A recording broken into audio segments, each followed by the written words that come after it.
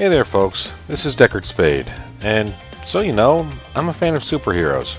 I don't keep track of what the current comics have been doing, but I used to read a lot of Superman, Spider-Man, Teenage Mutant Ninja Turtles, and X-Men when I was a kid.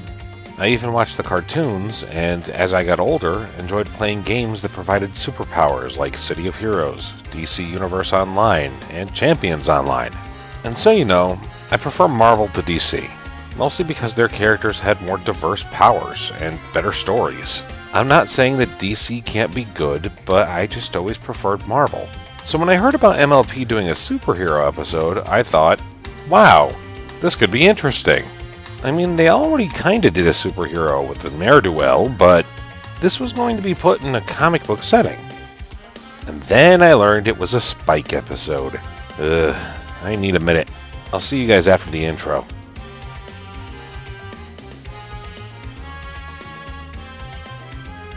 Now, in the case of this episode, we're going to talk about the design.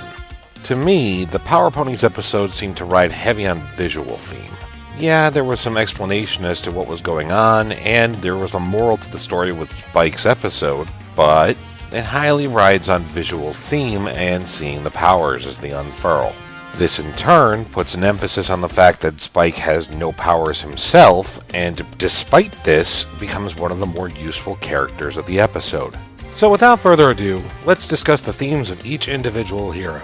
Let's start with Applejack as Mistress Marvelous. I have to say Applejack's design is my favorite. Yes, I know, clashing red and black with yellow accents, but the costume works for her. And out of the ponies present, she seems to be the most down-to-earth member of the group, especially as an Earth pony. She comes across as a frontline fighter, using her telekinetic lasso and her utility belt.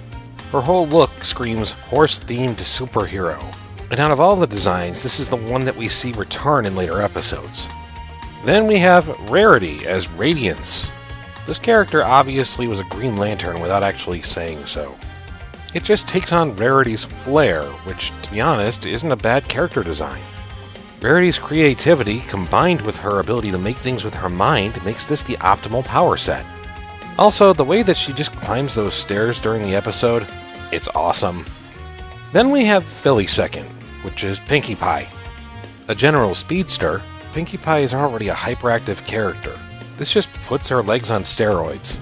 And from what we've already seen, her penchant for breaking the fourth wall has made this power not all that far off from a reality. Regardless, this is another well-suited power for the right character. And then we have Rainbow Dash as Zap. This one just kinda hurts my head. All weather ponies know how to manipulate the weather. Rainbow Dash has also been known for using her speed and flying skill to create tornadoes and mold clouds. This episode gave her the powers to do things more directly, and I don't think it was all that creative, because it fits any Pegasus. I'd argue that this is just lazy design. Though it's not the laziest one that I've seen. The masked Matterhorn for Twilight was just bad. A unicorn horn using elemental spells. Yeah, it's a little creative if you do it in the right respect, but she's reduced to little more than a blaster that can freeze the ground. Twilight already knows more powerful magic. Why are we giving her this gimmick?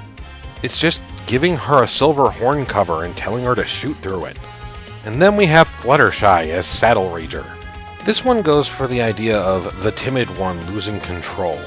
It's predictable, but it isn't out of place. I mean, we've seen her lose her temper at the gala, and when she was learning to be assertive.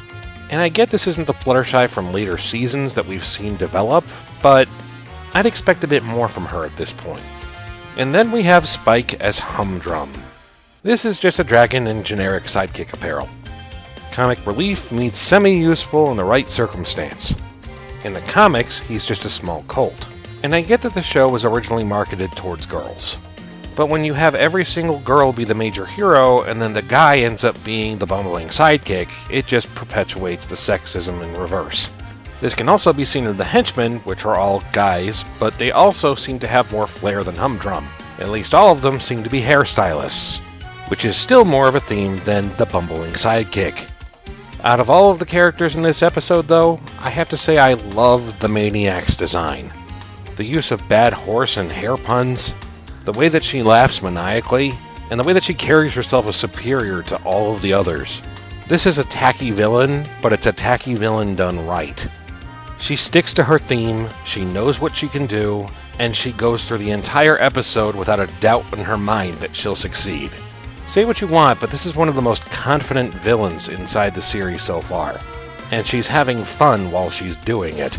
Now this episode is still a lot of fun to watch, and it has some humor to it as well. But I can't help feel that they missed the mark. And it still doesn't answer, where did the comic come from? How did it end up doing this? And do they plan at any point to look into these things? I would be remiss to say that I wouldn't love to see another episode in Metropolis, or maybe see the Maniac end up in Ponyville. I guess only time will tell. What did you guys think about the episode? Let me know in the comments below. And as always, thanks for staying a while to listen.